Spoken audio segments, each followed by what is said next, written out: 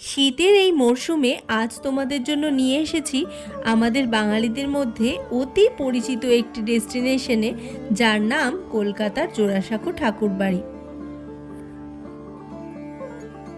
Hello বন্ধুরা, সবাই কেমন আছো? আই হোপ তোমরা সবাই ভালো আছো। তোমাদের ভালোবাসায় আমিও ভালো আছি।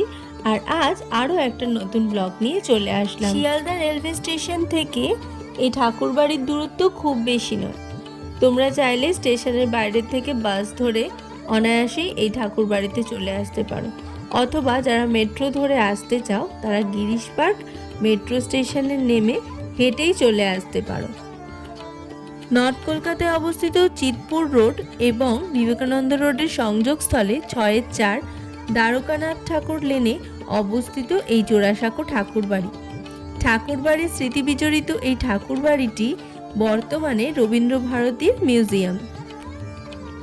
কলকাতার একটি বৈচিত্র্যময় জায়গা হলো কলকাতার জোড়াসাঁকো ঠাকুরবাড়ি।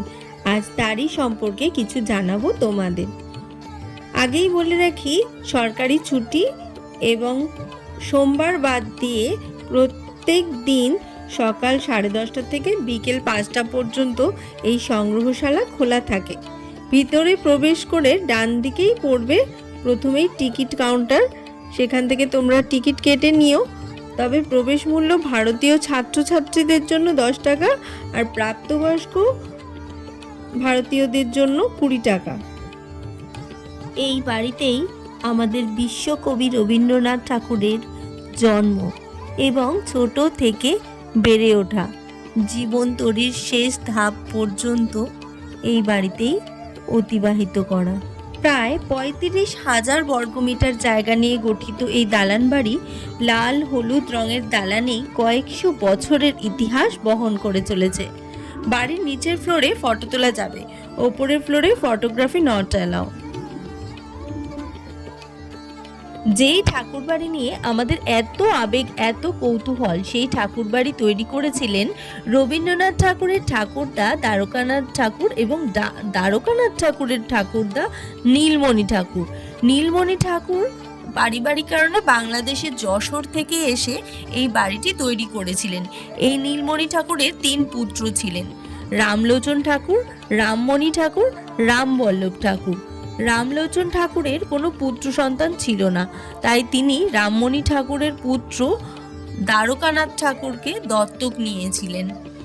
আর পরবর্তীকালে এই দ্বারকানাথ ঠাকুর অর্থাৎ রবীন্দ্রনাথ ঠাকুরের ঠাকুরদা, তিনি এই বাড়িটিকে এই এত বিশাল আকারে পরিণত করেছিলেন।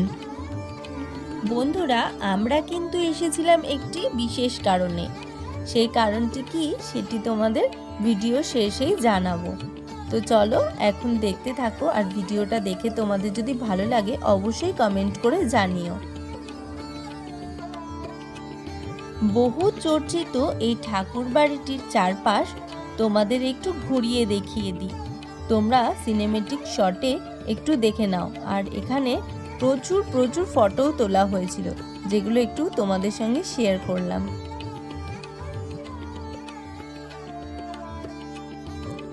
আর মিঠি এই প্রথমবার এই ঠাকুর বাড়িতে প্রবেশ করে খুবই খুশি। তো চলো দেখতে থাকো।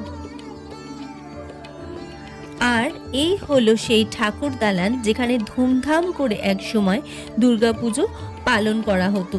ঠাকুর পরিবার ব্রাহ্ম ধর্ম গ্রহণ করার পর দুর্গাপুজো বন্ধ হয়ে যায়, কারণ ব্রাহ্ম ধর্ম মূর্তি পূজার বিরোধী। তারপর থেকে সাংস্কৃতিক কার্যকলাপ, পারিবারিক অনুষ্ঠান, সভা ইত্যাদি পালিত হতো এই ঠাকুর দালানে। কত জ্ঞানীগুণী মানুষের আনাগোনায় গম পড়তো এই ঠাকুর বাড়ি। আর এই বাড়িতে 1861 সালের 9ই মে বাংলার 25শে বৈশাখের সেই শুভ লগ্নে মা শারদা মণি ও বাবা দেবেন্দ্রনাথ ঠাকুরের কোল আলো করে জন্মগ্রহণ করেন তাদের কনিষ্ঠ সন্তান, আমাদের সকলের প্রাণের প্রিয় বিশ্বকবি রবীন্দ্রনাথ ঠাকুর। দোতলার বেশিরভাগ ঘরই বর্তমানে মিউজিয়াম, আর বেশ কিছু ঘরে প্রবেশ নিষিদ্ধ।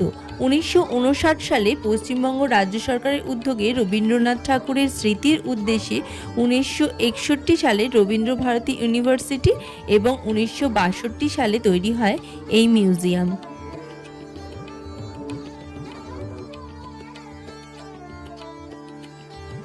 বর্তমানে এই ঠাকুর বাড়িতে বহু ঘটা করে 25শে বৈশাখ উৎসব এবং 22শে শ্রাবণ পালন করা হয়। তোমরা চাইলে সেই সময়ও আসতে পারো। আর এমনি এই শীতের মরশুমে বন্ধুরা একবার ঘুরে যেতে পারো কলকাতায় যদি এসে থাকো বা কলকাতার আশেপাশে থাকো, যারা এখনো পর্যন্ত এই ঠাকুর বাড়িতে কখনো আসোনি তারা অবশ্যই পরিবারকে নিয়ে ঘুরে যেতে পারো। খুব সুন্দর জায়গা। অনেক জায়গায় এখনো পর্যন্ত ক্যামেরা অ্যালাউ নেই, ওই জন্য আমি তোমাদের পুরোটা দেখিয়ে উঠতে পারলাম না। যাই হোক, তোমরা যখন আসবে আশা করছি তোমাদের ভালো লাগবে।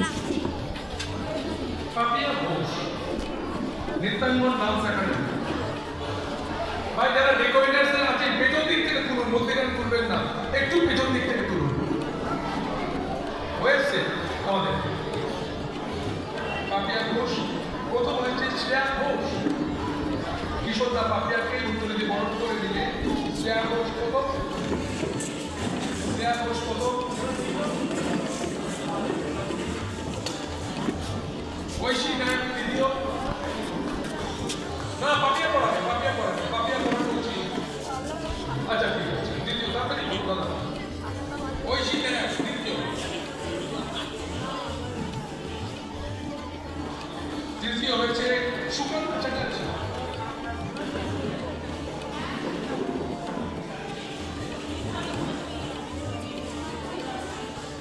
তৃতীয় প্রথম হয়েছে শেলি চৌধুরী, সহেলি চৌধুরী বারান্না করেছে এসে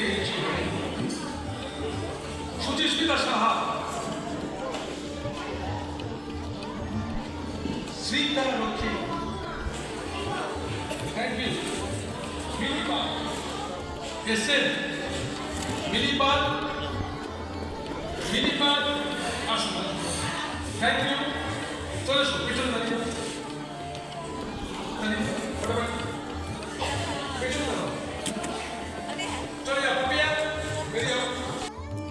আর যারা 2023 ডান্স এক্সামে র্যাঙ্ক করেছিল তাদেরকে রবীন্দ্রভারতী ইউনিভার্সিটি জোড়াসাঁকো ঠাকুর বাড়িতে প্রাইজ দেওয়া হয়েছিল 13 জানুয়ারি 2024 স্যাটারডেতে। তো চারুকলা society, Rabindra Bharati university alumni association dance ডিপার্টমেন্টের তরফ থেকে অ্যানুয়াল কনভেনশন করা হয়েছিল। সেখানেই সেই প্রাইজটা মিঠি অর্থাৎ শ্রেয়া ঘোষ ফার্স্ট প্রাইজ পেল। তোমরা দেখলে, মেডেলটাও তোমাদের সঙ্গে শেয়ার করলাম বন্ধুরা। তোমরা সবাই মিঠিকে আশীর্বাদ করো, ও যেন অনেক বড় আর ভালো মানুষ হতে পারে, যেন জীবনের সব পরীক্ষায় ও সফল হতে পারে, এটাই ওকে আশীর্বাদ করো। তোমরা যদি জোড়াসাঁকো ঠাকুর বাড়িতে আসো, রবীন্দ্রনাথ ঠাকুরের আর ঠাকুর বাড়ির ব্যবহৃত প্রচুর জিনিসপত্র এই মিউজিয়ামে তোমরা দেখতে পারবে, তোমাদের খুব ভালো লাগবে। আমার তো খুবই ভালো লেগেছে, আমাদের সকলের খুব ভালো লেগেছে। তবে আমি এখানে প্রথমবার নয়, এর আগেও বহুবার এসেছি। আর মিঠি প্রথমবার এসেছিল, মিঠিরও খুব ভালো লেগেছিল। তোমাদেরও ভালো লাগবে। শীত চলাকালীন এসে ঘুরে যেও একবার পরিবারকে নিয়ে এবং বাড়ির ছোটদেরকে নিয়ে, তোমাদের খুব ভালো লাগবে।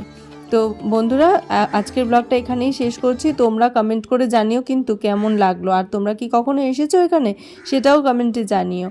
আর হ্যাঁ, ভিডিওটা ভালো লাগলে অবশ্যই একটা লাইক করে চ্যানেলটা সাবস্ক্রাইব করতে কিন্তু ভুলো না।